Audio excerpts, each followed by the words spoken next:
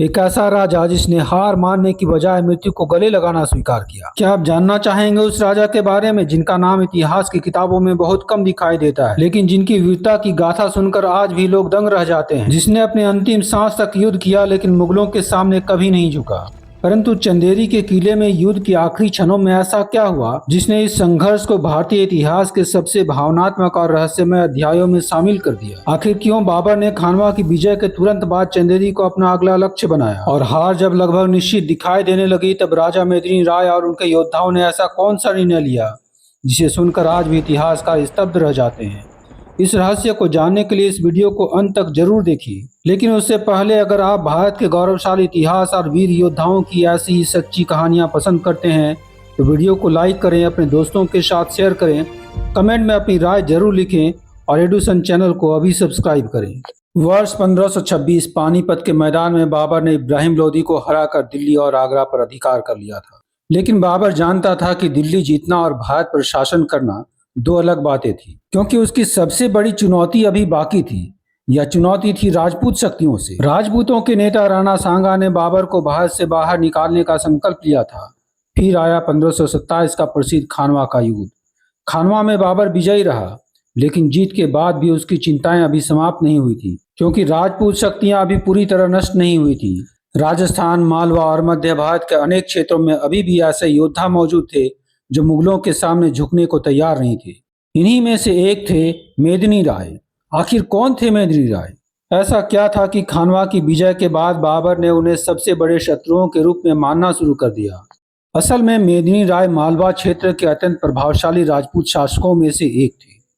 16वीं शताब्दी की शुरुआत में जब मालवा सल्तनत आंतरिक संघर्षों और राजनीतिक अस्थिरता से जूझ रही थी, तब मेदिनी राय एक शक्तिशाली राजपूत सरदार के रूप में उभरे। उनकी सैन्य क्षमता, प्रशासनिक योग्यता और नेतृत्व कौशल ने उन्हें मालवा की राजनीति का एक महत्वपूर्ण केंद्र बना दिया। धीरे धीरे उनका प्रभाव इतना बढ़ गया कि मालवा के सल्तनत के कई महत्वपूर्ण निर्णयों में उनकी भूमिका दिखाई देने लगी। उनकी बढ़ती शक्ति से उनके समर्थक प्रभावित थे, लेकिन विरोधी उनसे भयभीत भी रहने लगे थे। मेदिनी राय केवल एक योद्धा ही नहीं थे, वे एक कुशल रणनीतिकार और दूरदर्शी नेता भी थे। उनकी ख्याति मालवा से निकलकर राजस्थान तक फैल चुकी थी। यही कारण था कि जब राणा सांगा उत्तर भारत में राजपूत शक्ति को संगठित करने का प्रयास कर रहे थे, तब मेदिनी राय उनके सबसे भरोसेमंद सहयोगियों में से शामिल हो गए थे।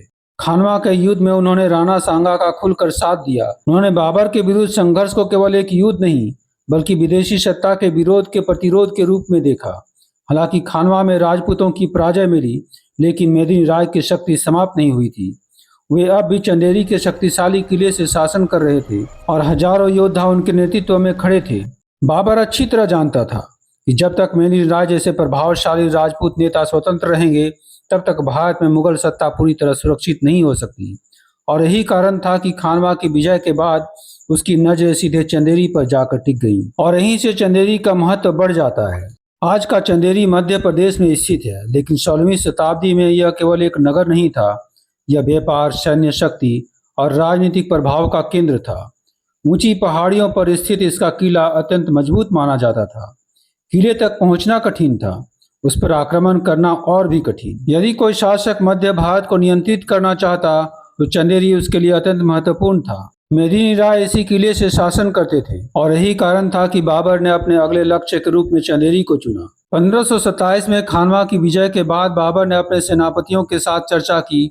उसका उद्देश्य स्पष्ट था, राजपूत प्रतिरोध को पूरी तरह से समाप्त करना। जनवरी 1528 में बाबर ने चंदेरी की ओर कूच करने का निर्णय लिया। उसकी सेना प्रशिक्षित थी, उसके पास आधुनिक तोपखाना थे, घुड़सवार सेना मजबूत थी और सबसे महत्वपूर्ण बात, उसके सैनिक लगातार युद्ध जीतते आ रहे थे। दूसरी ओर मेदिनी राय जानते थे कि मुगल सेना किसी भी समय चंदेरी पर पहुंच सकती है। उसने अपने किले की सुरक्षा बढ़ा दी, सैनिकों को तैयार किया गया, अनाज और हथियारों का भंडारण किया गया। हर व्यक्ति आने वाले तूफान का इंतजार कर रहा था। परंतु जब बाबर चंदेरी के निकट पहुंचा, तब उसने एक दिलचस्प कदम उठाया। उसने मेदिनी राय को संदेश भेजा। संदेश यह था कि यदि वे चंदेरी छोड़ दें तो बदले में उन्हें दूसरा क्षेत्र दिया जाएगा। पहली नजर में यह एक शांतिपूर्ण प्रस्ताव लगता था, लेकिन वास्तव में यह रणनीतिक राजनीति थी। बाबर बिना बड़े नुकसान के किला को प्राप्त करना चाहता था। मेदिनी राय के सामने विकल्प था, समझौता या संघर्ष। लेकिन राजपूत परंपरा में सम्मान सर्वोपरि माना जाता था और मेदिनी राय ने प्रस्ताव अस्वीकार कर दिया और उन्होंने युद्ध का मार्ग चुना। कल्पना कीजिए, किले की दीवारों पर मशालें जल रही हैं, दूर मैदान में मुगल सेना के हजारों तंबू दिखाई दे रहे हैं, ढोलों की धीमी आवाज सुनाई दे रही है, सैनिक अपने हथियार तैयार कर रहे हैं और किले के भीतर हर व्यक्ति जानता है कि अगली सुबह शायद उसकी अंतिम सुबह हो। लेकिन भय से अधिक वहां स्वाभिमान था। राजपूत योद्धा अंतिम युद्ध के लिए तैयार थे और ठीक उसी समय मुगल सेना ने चंदेरी को चारों ओर से घेर लिया। दूसरी ओर बाबर किले का निरीक्षण कर रहा था। उसे समझ में आ गया कि सीधा हमला आसान नहीं होगा, इसलिए उसने विभिन्न दिशाओं से दबाव बनाना शुरू किया। मुगल सैनिक लगातार आगे बढ़ रहे थे और किले के रक्षक हर हमले का उत्तर दे रहे थे। तीरों की वर्षा हो रही थी, भाले टकरा रहे थे। युद्ध धीरे धीरे अपने निर्णायक चरण की ओर बढ़ रहा था। 28 जनवरी 1528 की सुबह बाबर ने निर्णायक आक्रमण का आदेश दिया। मुगल सेना पूरी शक्ति के साथ आगे बढ़ी। युद्ध अत्यंत भीषण था। किले की दीवारों पर हाथापाई भी होने लगी। हर तरफ धूल, धुआं और युद्ध की गर्जना सुनाई दे रही थी। राजपूत सैनिकों ने असाधारण साहस का प्रदर्शन किया। वे जानते थे कि वे संख्या में कम हैं। वे ये भी जानते थे कि उनकी जीत की संभावना बहुत कम है। फिर भी वे पीछे नहीं हटे और किले के अंदर जो हुआ उसे जानकर आप भी हैरान हो जाओगे, जिसने चंदेरी के युद्ध को इतिहास में अमर बना दिया। जब यह स्पष्ट हो गया कि किला अब अधिक समय तक टिक नहीं पाएगा, तब किले के भीतर एक निर्णय लिया गया। एक ऐसा निर्णय जो सदियों से वीरता और बलिदान का प्रतीक माना जाता है। राजपूत महिलाओं ने जौहर का मार्ग चुना। उन्होंने शत्रुओं के हाथों अपमानित होने के बजाय अग्नि को स्वीकार किया। दूसरी ओर योद्धाओं ने केसरिया वस्त्र धारण किया, जिसका अर्थ था अब वापस लौटने का कोई प्रश्न नहीं, अब केवल अंतिम युद्ध होगा। किले के द्वार खोले गए। वे मृत्यु से डर नहीं रहे थे, वे इतिहास लिखने को तैयार थे। उनका प्रत्येक वार अंतिम था, उनकी प्रत्येक सांस संघर्ष के लिए थी।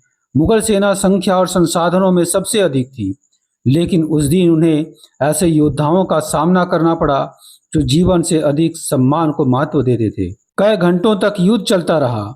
अंततः संख्या और संसाधनों का अंतर प्रभावी सिद्ध हुआ। राजपूत सेना पराजित हुई और मेदिनी राय वीर गति को प्राप्त हुई। चंदेरी पर मुगलों का अधिकार हो गया।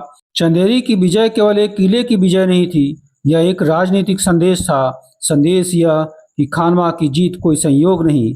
बाबर अब उत्तर भारत में अपनी स्थिति मजबूत कर चुका था। इधर राजपूत प्रतिरोध को भारी आघात पहुंचा।